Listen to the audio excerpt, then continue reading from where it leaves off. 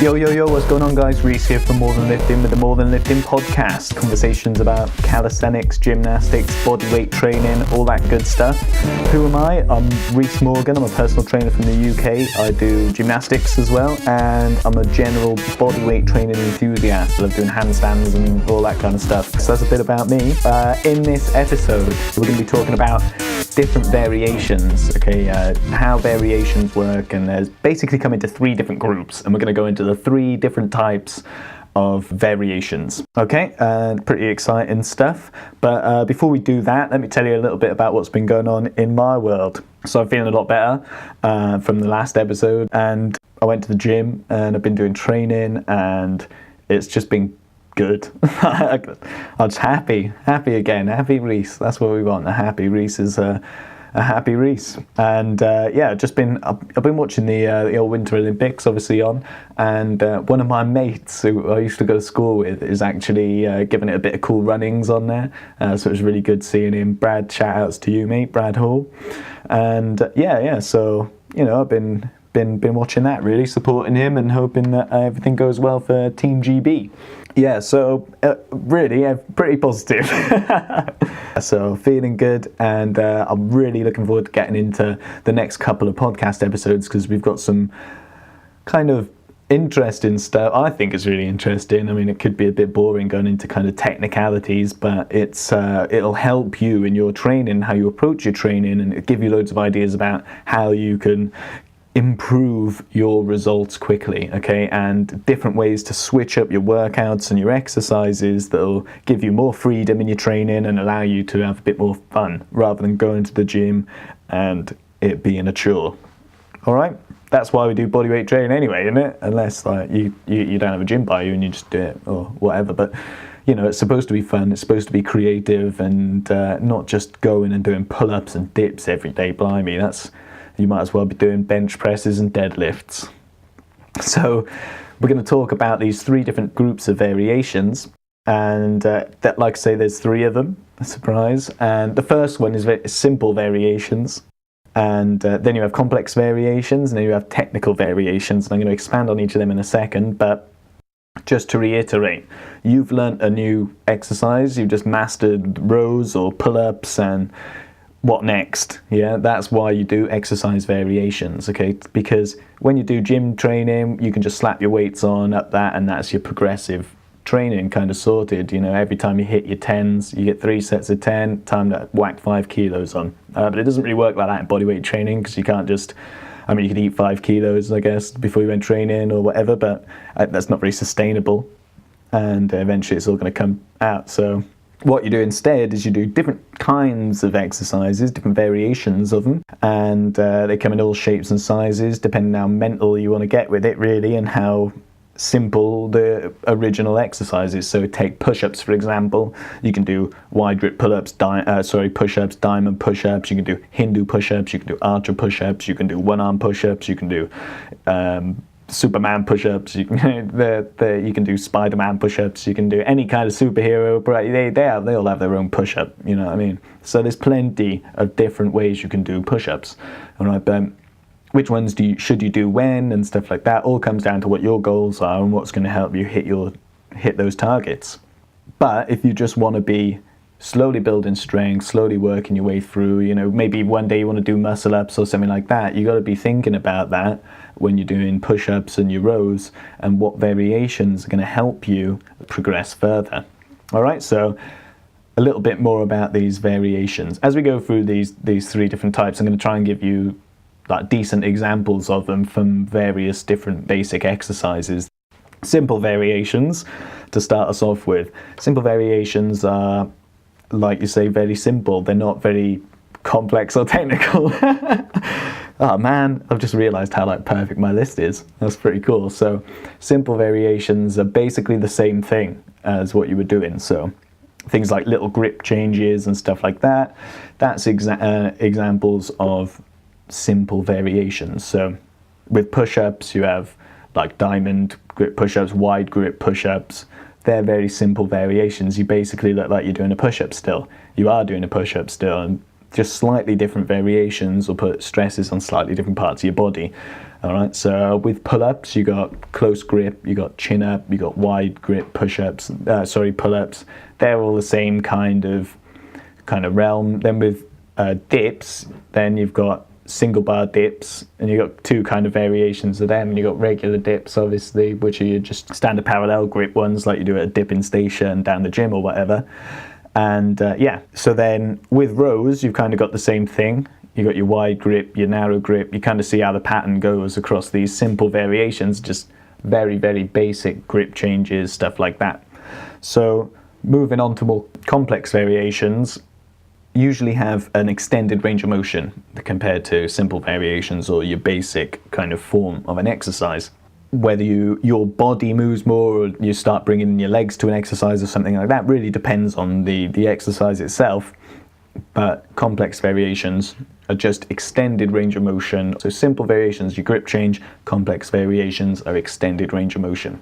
So for exercises that fall into this category, then you've got things like your archer push-ups, you've got typewriter push-ups, you've got Hindu push-ups, you've got Spider-Man push-ups, which bring your legs in. You've got things like that for your push-ups. They're kind of complex variations. And then the same goes then for your dips. You've got Russian dips, you've got Korean dips, you've got Bulgarian dips. Like, name an Eastern European country, they've got their own dip variation.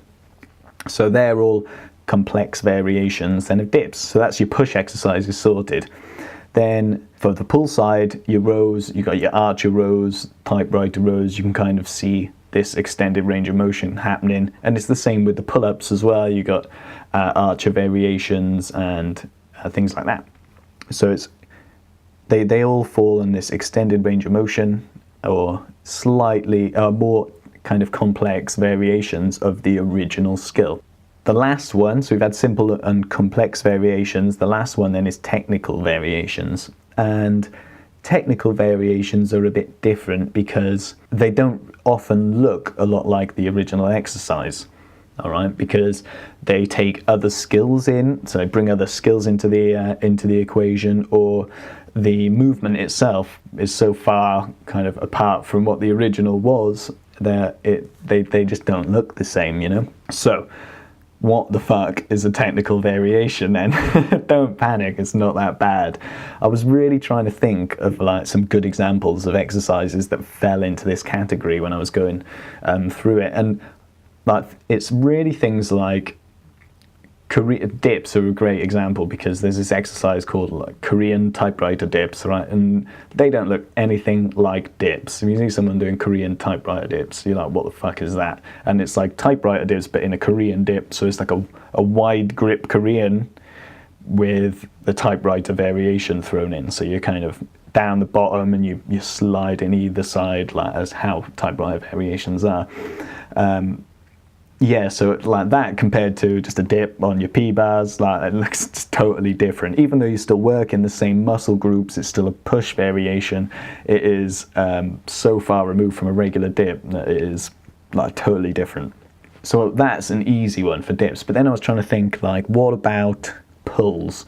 Like technical variations of pulls are things like front lever pull-ups, stuff like that. You know, you can do like you can do half-lever, like L-sit pulls, and L-sit pulls are really, they're complex variations. They're not technical, although they are technical variations. I think a technical variation of that would be like L-sit flutter kick pulls, and you know what I mean. It gets like it's where it gets really creative, this kind of technical side, because it's really about, you get to such a level working through these variations that you've got to make them super fucking hard just for you to be able to, you know, add weight. You know?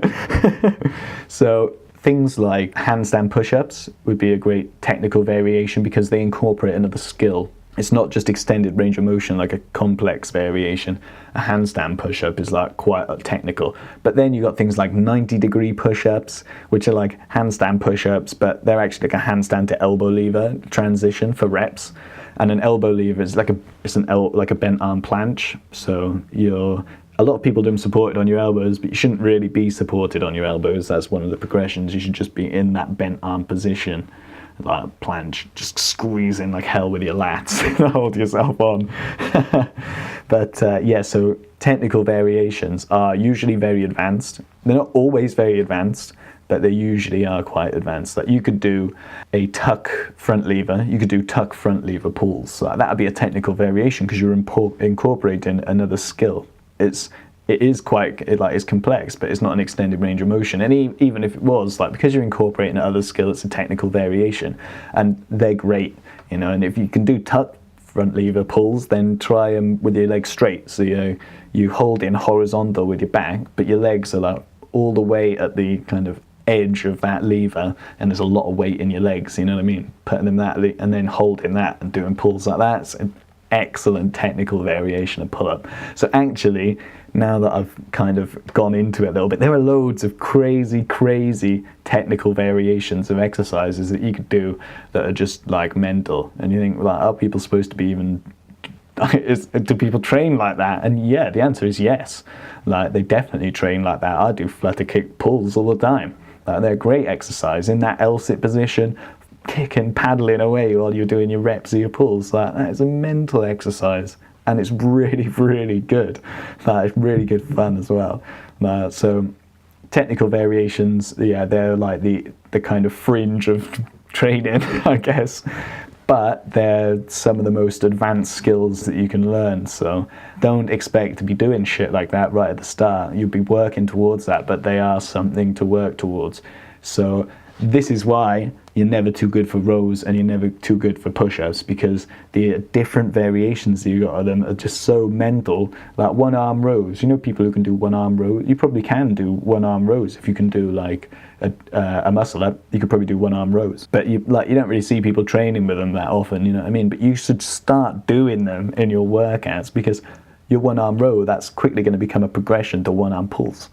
And I've seen people in videos do like one-arm muscle-ups, but it's like kip reps. I mean, still that's mental that I can't do that, and it is impressive, but that, you know, that may be a bit too far, where you don't really need to be doing something like that. Like, if you do muscle-ups, like, you should just be doing muscle-ups for reps, you know what I mean? You're not that good. Do typewriter muscle-ups or archer muscle-ups or, you know, stuff like that. Don't worry about doing one-arm muscle-ups. That's a bit too much. Anyway, so off on a bit of a tangent there, but that is it. The three different groups of variations. You've got simple variations like grip changes, complex variations with extended range of motion and different movements in, and then technical variations which incorporate other skills and are usually very advanced and very interesting as well.